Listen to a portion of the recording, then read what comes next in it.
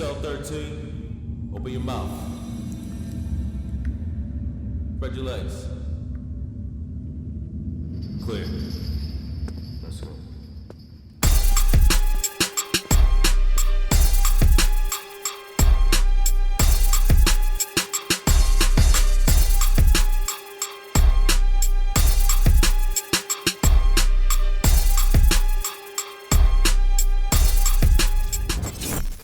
Welcome to Dog in the Yard. Happy to be back with you. Second season. You already know what it is, man. Yard talk. Today's guest is Diamond, straight from Brooklyn.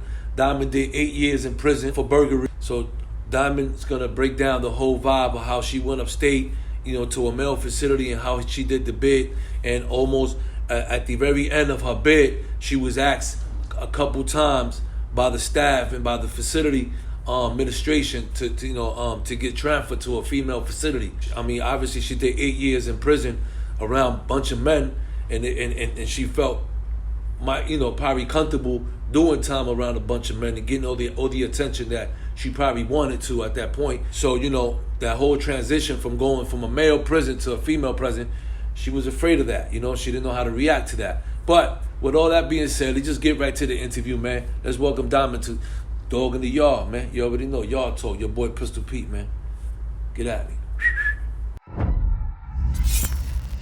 Man, I want to just take the time out to thank my guys up there, Jake and Ben, for doing an amazing job with this pen. This is that Dom CBD pen. These guys took their time doing this pen. It tastes great. They do them 3 different flavors: berry, mint, and mango. My favorite is berry, just to let you know, guys. I know a lot of people out there dealing with pain, dealing with anxiety, where I deal with anxiety. And I'm telling you guys, it works for me. If you want to place your order today, you're more than welcome. Just hit up domecbd.co, punch in the code, Dog in the Yard, and you get your 15% off early. So for those people that's out there that's going through it right now and is stressed out in the house, that don't smoke marijuana, trust me, my brothers, this CBD pen does it all, man. Place your order today, man. It's your boy Pistol Pete, Dog in the Yard. You already know. When you in that Tampa Bay area, make sure you reach out to my boy Gus Torres, man. If you want anything that has to do with real estate, man, make sure you hit him up. You get the lowest prices and the finest houses, man. Trust me when I tell you. But don't forget to mention my name. You already know that Pistol Pete will get you that early discount. And that's my brother, man, Gus Torres. You already know, out in the Tampa Bay area. Make sure you hit him up, man. Sell, buy, invest, all that. Make sure you hit him up, man, because he focused with that out there. Tampa Bay, you already know, it's your boy Pistol, man. Get at me. So let's just get right into it. So Diamond, you went to jail for burglary. Yeah, I did. At what age? 18. Okay, where you from? I'm from upstate New York, from Sullivan County. Okay. And you was 18 years old? Yeah. What was your background a little bit like? Well, I was 18. I was still in high school. I was living with my older brother at the time, so it was just the two of us. And he was 20 when I went to jail. And I guess going to jail for the first time, it was surreal. Like, I didn't even know how to, behave, what to do, how to act. I didn't know what I could do, what I couldn't do. Just, the rules of being incarcerated, period, was something that was foreign to me.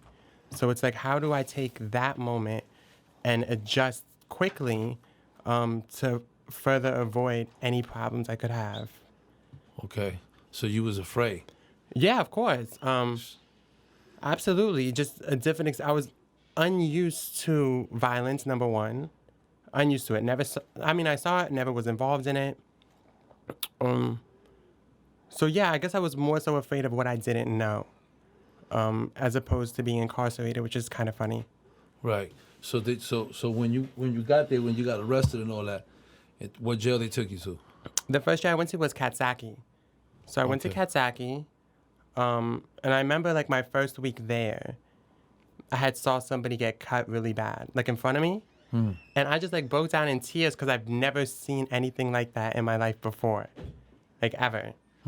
So just the fact that somebody could do that to somebody else, I don't know, it was just different. When you went in there, anybody was trying to talk to you, pick on you? I mean, how was the you seen people get cut at first jail? You had been in Katsaki. how you felt. Like, was people was trying to talk to you? How was it to you? How was it feel for you? Well, personally, it was different. I mean, I was just unused to all of the attention because not being in that culture where like someone like me was so easily accepted, but then hated at the same time, was so different for me. So yeah, people kind of try to talk to me. People made fun of me, but not really made fun of me. And I guess it was because of my look, right? They could say whatever they wanted to about my sexual choices, but when it came to my look, it's all right. So I really had no problems as far as, me trying to be who I am in a facility in prison. Right. But again, even the good kind of talking that guys used to do to me, that could be problematic too. Right. And that's something that I was so grateful to leave behind when I went to Taconic. So how much time you got for the burglary? 8 flat. 8 flat. Mm-hmm. So you copped out to it? Yeah, I copped out to it. Okay. So how long you was in Kasaki? I was in Kasaki for 13 months. And then from there, where you went to from there? I went to Great Meadow. To just give you a breakdown, I went to Kasaki, and then I went to Great Meadow. And then after Great Meadow, I went to Auburn. Then after Auburn, I went to Mohawk, Washington, Woodburn, and then Taconic. How long it took before you got to Taconic? My whole bid. I actually went to Taconic 3 months before I was released. And how? Okay, could you tell us the whole how that all happened? How Yeah, all that for came sure. up after, right before you ready to go? Yeah, of course. So they actually, and when I say they, I mean like the people who work in Albany. They actually, I think I was 21 when they started asking me, or telling me more so like, we think you should be in a female facility as opposed to like these man facilities. So I was like, why? I don't know why I should have to go. Because at that point, it was about survival for me. So it was so much easier to survive in a male facility because I didn't ever have to want for anything. Like nothing. Like I was all right. And not having family support, that's something that I needed to rely on. Right. So when I finally made the decision, and I kept telling them no. Like, no, I'm good, So the facility was trying to get you to get transferred. Not the facility, but Albany. And you was like, no. Yeah, I was like, no. I was, 21. I was kind of having fun, kind of Yeah. okay and comfortable. Yeah, you was okay because you've been in jail how long already? Mm-hmm. Like, what, 7 years or something? No, at that point, I was 21 when they first started asking me. Okay. So it was a couple years. But I was used to it and I was comfortable. The idea of going to a female facility didn't appeal to me for many reasons. Right. No, didn't really want to do that. But when I was a little older, I was 25, and they asked me again. And I was like, all right, why not? Like, How was that for you, the whole transition from a man, prison to a female's prison? And, what was, how was it, as far as, like, they looking at you, like, the girls felt uncomfortable with you? Like, what was what was that whole transition like? Well, I was actually working when they told me. They had called me back to my cell, and they were like, Diamond, pack up. So I was like, for what? Like, I'm good. They were like, you're going to, it was like a big secret, like, you're going to Taconic, like, and I was like, okay, cool. Didn't think this was going to happen. But I went in on the van ride over there. It was all right. But I remember they brought in cameras when they came in to get me. Being the first of something to do something, especially in docks, can be a big deal. Like, no one knows how it's going to go down, what they're allowed to do, what they're not allowed to do. So they had to, like, record the whole process. So, or you was okay with that, or you was nervous about the whole thing? No, I didn't care. I didn't care. Yeah, I don't really get nervous like that. Right. Not with cameras or anything, especially. So it didn't really bother me. And it was new for me, too. I was kind of interested in how it was all going to happen. And they took me when I got to Taconic. I remember the sergeant came with the deputy security. And the first thing they said to me was, you have like 90 days to do. Well, the first thing they said to me is, what's your DID number? So I was like 12A5516. They were like, forget that. That's not it anymore. You're now 19G0010. So I was kind of like, I don't know, why are you going to take all these years away from me that I did, right? Like, but they were like, because you're in a female facility and you need to reflect that. And also the females go by different letters. So I was like, okay. And then they had said to me, don't tell anybody you're trans. Just do these 3 months and then just go home. So I was like, in my head, I'm like, one, like, ugh. And then, like, it kind of defeats the purpose of why I wanted to do this. Like, I didn't have to do it. I was okay. Right. But I wanted to do it because I've seen horrible things happen to trans people incarcerated. And by being, like, in this pilot program, I'm the first to, like, go through this journey. It would make it easily, like, more easily accessible for trans people to go straight from, like, Rikers or wherever they're from to female facilities, like, to avoid all of that. So that's why I did it. So when he had told me that, what he was telling me was, like, we're only going to allow trans people who can pass into female facilities. So I was furious, right? So the first thing I did when I got up to the unit was tell everybody. So you did the opposite thing. Yeah, I told them all. You was like, fuck that shit. Hell yeah. Yeah. And the females didn't care. They did not care. And the next day, obviously, I got called down. They were like, why did you tell people? And I was like, because this needs to work for everyone, not just people who can, like, pass or people who look more like girls than others. Like, that's not okay for me. So I just told everybody. So did you get in trouble for that? No, I think even the jail, they were so afraid of backlash because it was an Albany decision. So they were so afraid of something happening to me to make them look bad. So when you finally got there and all that, did you get comfortable? How was the other females? I mean, how the inmates was feeling about you? Like, were they was all just all love? That's it? Yeah, I mean, half and half. I mean, like, more so love, though, because they were just very, like, supportive, very, like, nobody really cares about that. And, of course, others were like, well, why is this happening? Like, they're not a real female, right? And, like, that really just meant nothing to me. Like, that was so whack. But, again, like, nothing that really meant anything. Like, those are so, like, words are such, like, invalid, and, like, they hold no weight. So it didn't bother me. But more so, I felt more comfortable. Like, I finally realized how tense I was, how having to, like, I needed to, like, look a certain way, act a certain way in a male facility to kind of, one, get attention, and two, because I was so used to that. Like, I was so used to going into these male facilities and being judged, right? Like, it was a difference. Yeah, so different. Like, I didn't realize how much I put into looking a certain type of way, right? Like, because when someone like me goes into a facility, a male facility, like, they don't care if we're good people or not, right? It's like, wow, does she look like a girl? Like, how tall is she? How short does she have? Long hair, short hair? It's all that, like, aesthetic stuff that doesn't really make a difference. Right. So being able to, like, not have to worry about that and being able to just relax just made a difference. So you would have wished you would have decided to do that when you was 21? Nope. No, I wouldn't have. No? Because that stuff was important to me when I was 21. And that was the time where, like, anybody else would, like, really becomes an adult and learns how to do adult things. So in that moment, that's all I knew. That's what I wanted to be in that. I wanted to make sure that I was, like, the best looking in a jail. Yeah. You was enjoying it? Yeah, of course. Of course I was enjoying it. It was fun. All of it was fun to me. A lot of it was fun to me. A lot of it was fun to me. But what it came down to when I got a little older was I might have still enjoyed it, but it just, some things were more important. So doing this was more important. And I did it, and it's been a success, so I'm happy. I'm happy, too. I'm happy for you. Thank you so much. And how long you was there before you went home? For 3 months, for 90 days. And it went quick. Gone. No. It was so long. It was so long. It was the longest time of my bid because there was nothing to pass the time. When I was in the male facilities, there was always something to pass the time, but there was nothing to pass the time. I realized that I focused less on other people when I got to the female facility, and I had to focus more on myself, right? Like, it was less about trying to make this guy happy and look this way for this guy, as opposed to, okay, so I'm only here by myself.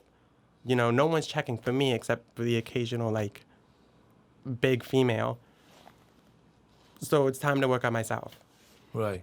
So did you accomplish some things when you was in doing your time in prison? As far as what are the things that you managed to accomplish? Well, I went to college. I went to Bard College. I went to Cornell Prison Education Program. Got some credits for that. I was actually the first trans person to change their gender marker on their birth certificate while I was incarcerated too. So that was like a big thing. Like, That is a bit, yeah. yeah, like they finally. I remember my lawyer telling me when I asked her about it was like doc commissioners always say no. Right. Just so happened that this time around they said yes. So they had made a template up and allowed me to do that. So I was happy. Being the first trans person pre-op to go to a female facility was a big deal too. That's right. So I It think is a that's- big deal. Yeah, my biggest Let's accomplishment. give it up for Diamond, man. Oh, that's so nice. That's what I'm Stop, saying. stop, stop. No, keep going. So that was a big accomplishment for me. And it's great. And still, when I came home, I had an interview with an online magazine. They did an interview with me about that, just to highlight the importance of, what I did. And I don't ever claim that, like, I worked really hard to do that or something that I wanted because I didn't want to do it. But it's the idea that doing it would be better off for a lot of people in the future. Absolutely. Because a lot of people, a lot of kids nowadays, they young and stuff like that, and they might be, they want to do, and they scared. They ain't got no of support. course. You know what I'm saying? So Yeah. it's a good thing. I'm also gonna ask you, what's the things that you seen as far as being done to trannies in prison? That they, you was like that, it stood with you, that you never forgot. You like, damn. See, the worst thing that I've seen done to a trans person, and there was really no violence involved, but there was this one trans girl. They kept her admin segged her entire bed. And I think she did like 15 years. I think like 80% of that she was admin segged. And for me, that's horrible, right? Because it's kind of like being held somewhere with no real reason. Like there's no real reason why you're holding them, except for somebody saying because like we can, right? Or because there's a potential that something will happen. Like if that's the Was case, the person a threat? Was she look like a girl for real or something? I don't know what it was. I think, yeah, it looked like a girl, but not more so than any other ones that I've seen. Like it was nothing like really spectacular. But I think it was just their particular situation in a particular case that kept them admin sagged. And that for me was horrible. Because it's like now, if you go to a women's facility, there's no real reason to admin seg you from the threat of violence or retaliation or whatever. So I think that's horrible. And, I've seen the regular violence, like cuttings, like I've seen stabbings. I've seen, not seen, but like I've heard of rapes. Like, But you never seen a rape. no. Okay, and so as far as seeing cuts and stuff like that, you seen them when you was in the mail in the Yeah. obviously Kawasaki or something like that. Yeah, Kawasaki, Great Meadow, Auburn. Okay, what you think about prison reform? So prison reform is actually something that's really big for me.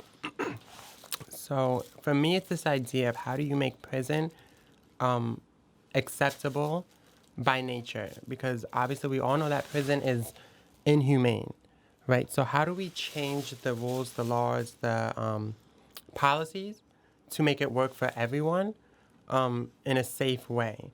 But not only safe, but conducive to growth outside of prison.